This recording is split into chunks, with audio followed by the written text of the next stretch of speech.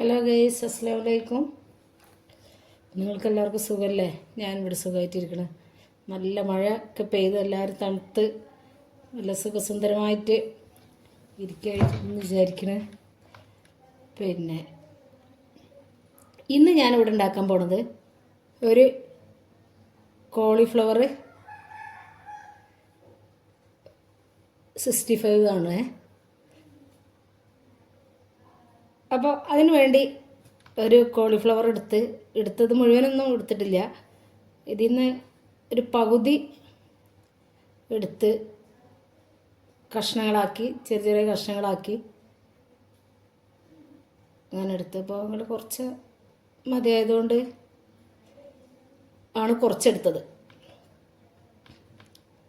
അപ്പോൾ കോളിഫ്ലവർ നല്ല സാധനമൊക്കെ തന്നെയാണ്, പക്ഷെ ശരിക്കും നല്ലതുപോലെ നോക്കി കഴുകി വൃത്തിയാക്കി വെള്ളത്തിലൊക്കെ ഇട്ട് എടുക്കണം. ചിലപ്പോൾ ചിലതിലൊക്കെ ചെറിയ പുഴുക്കൾ ഇങ്ങനെ ഉണ്ടാവും അതിൻ്റെ ഉള്ളിൽ. ചിലതിൻ്റെ ഉള്ളിൽ ഒന്നിട്ടുണ്ടാവില്ല. അപ്പോൾ അത് ചെറിയ ചെറിയ കഷ്ണങ്ങളാക്കി ആ വലിയ അതിൻ്റെ ആ തണ്ടൊക്കെ ഒഴിവാക്കി കണ്ട് ഞാൻ അത് നല്ലതുപോലെ കഴുകി വൃത്തിയാക്കിയതിന് ശേഷം മഞ്ഞൾപ്പൊടി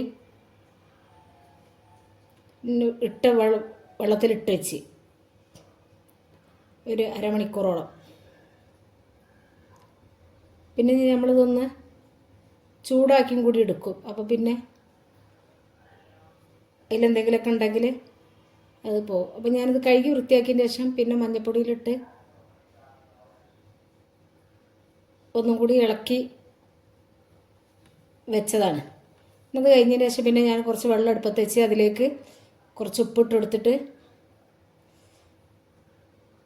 ആ വെള്ളത്തിലേക്ക് ഇട്ട് കൊടുക്കുക. ആകെ വെള്ളത്തിൽ ഒരൊറ്റ മിനിറ്റ് അത് വെക്കാൻ പാടുള്ളൂ കേട്ടോ. ഒരു മിനിറ്റ് കൂടുതലായി കഴിഞ്ഞാൽ ഇത് ശരിക്ക് വെന്ത് പോകും. വെന്ത് കഴിഞ്ഞാൽ നമ്മൾ മസാലയൊക്കെ തേക്കുന്ന സമയത്ത്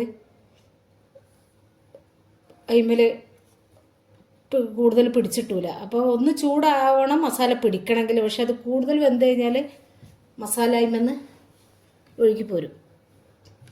അപ്പോൾ ശരിക്കും നല്ലതുപോലെ വൃത്തിയാക്കിയിട്ട് ഇത് എടുക്കാൻ പാടുള്ളൂ. ഇതിൻ്റെ ഉള്ളിൽ ചെറിയ പുഴുക്കളുണ്ടാവും. പിന്നെ ശരിക്കും വിഷാംശമൊക്കെ അടിച്ച് വരുന്ന സംഭവമല്ലേ.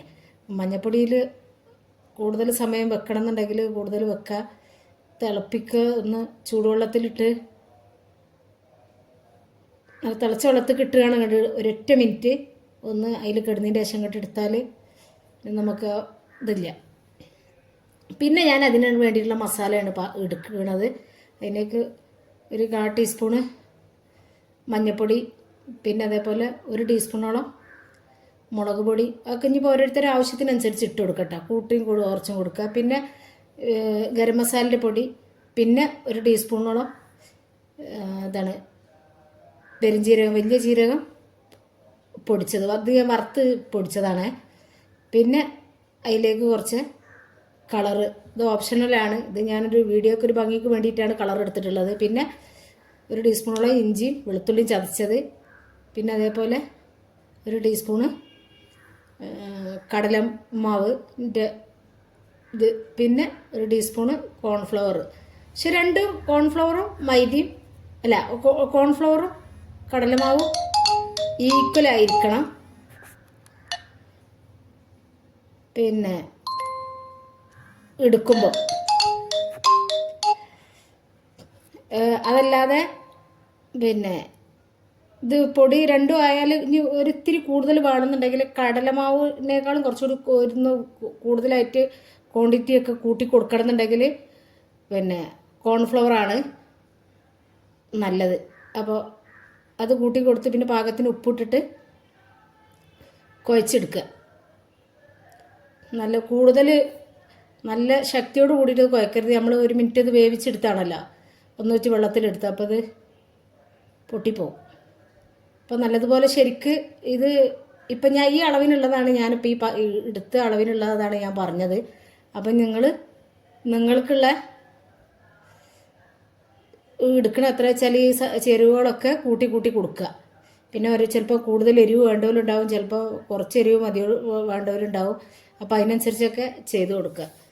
അപ്പോൾ ഇതിങ്ങനെ മസാല തേച്ചിട്ട് ഒരു അരമണിക്കൂറോളം റെസ്റ്റ് ചെയ്യാൻ വെക്കുക. അതിൻ്റെ ശേഷം പിന്നെ പൊരിച്ചെടുക്കുക. എണ്ണ നല്ലതുപോലെ ചൂടായതിൻ്റെ ശേഷം ആ എണ്ണയിലേക്ക് ആണിത് ഇട്ട് കൊടുക്കേണ്ടത്. അത് ഞാൻ ഇത് ചട്ടകം വെച്ചിട്ടപ്പോൾ എനിക്ക് ഞാൻ തോന്നി അതിനേക്കാളും ഒന്നും കൂടി ഉഷാറാവൽ കൈ വെച്ചിട്ട്, മറ്റേത് എല്ലാം കൂടി കൂട്ടത്തിലായി പോകുമെന്ന് വിചാരിച്ചിട്ട് പിന്നെ ഞാൻ ഇത് ശരിയെല്ലാം തോന്നിയതുകൊണ്ട് പിന്നെ സെപ്പറേറ്റ് അങ്ങനെ ഓരോന്നോരോന്നാക്കിയിട്ട് ഇട്ട് കൊടുത്തേക്കാണ്. ഇട്ട് കൊടുത്ത് ഒന്ന് കണ്ട് ഇതായ്മ പിടിച്ച് കഴിഞ്ഞതിന് ശേഷം മാത്രമേ ഇളക്കി കൊടുക്കാൻ പാടുള്ളൂ. ഇട്ടപാടെ ഇളക്കി കൊടുക്കരുത്.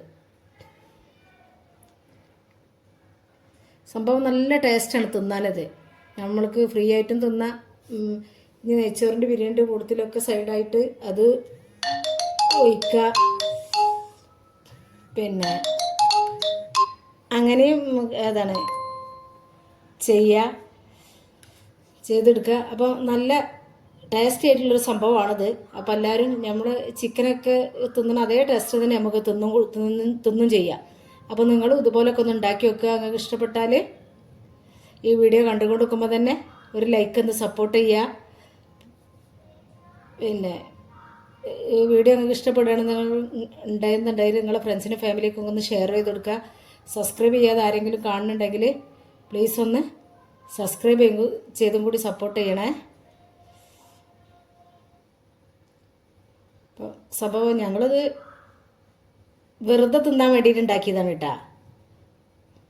മഴ ഇങ്ങനെ പെയ്തപ്പോൾ പിന്നെ ചൂടോട് കൂടിയിട്ട് ഒരു ഫ്രൈ ഒന്ന് കഴിച്ച് വെക്കാമെന്ന് ഉദ്ദേശിച്ചാണ് ഞങ്ങളത് ഉണ്ടാക്കിയത്. അങ്ങനെയാണ് ഞങ്ങൾ വെറുതെ തിന്നാൻ വേണ്ടിയിട്ടാണ്. അപ്പോൾ അതെല്ലാത്തിനും കൂടി ഉണ്ടാക്കുക. അപ്പോൾ അത് ഉണ്ടാക്കിയപ്പോൾ വീഡിയോ എടുത്തിട്ട് നിങ്ങൾ കൂടി ഒന്ന് കാണിച്ചു തന്നാണ്. അപ്പോൾ ഇത്രയൊക്കെ തന്നെ വീഡിയോ ഉള്ളൂ. ലൈക്ക് അടിക്കാൻ ആരും മറന്നു പോകലിട്ട് മക്കളെ. ലൈക്ക് അടിച്ച് നിങ്ങളെ സപ്പോർട്ട് ഉണ്ടെങ്കിൽ മാത്രമേ നമുക്ക് മുന്നോട്ട് പോകാൻ പറ്റുള്ളൂ. അപ്പോൾ വീണ്ടും പുതിയൊരു വീഡിയോ ആയിട്ട് വരാം. ഓക്കെ, അസ്സലാമു അലൈക്കും.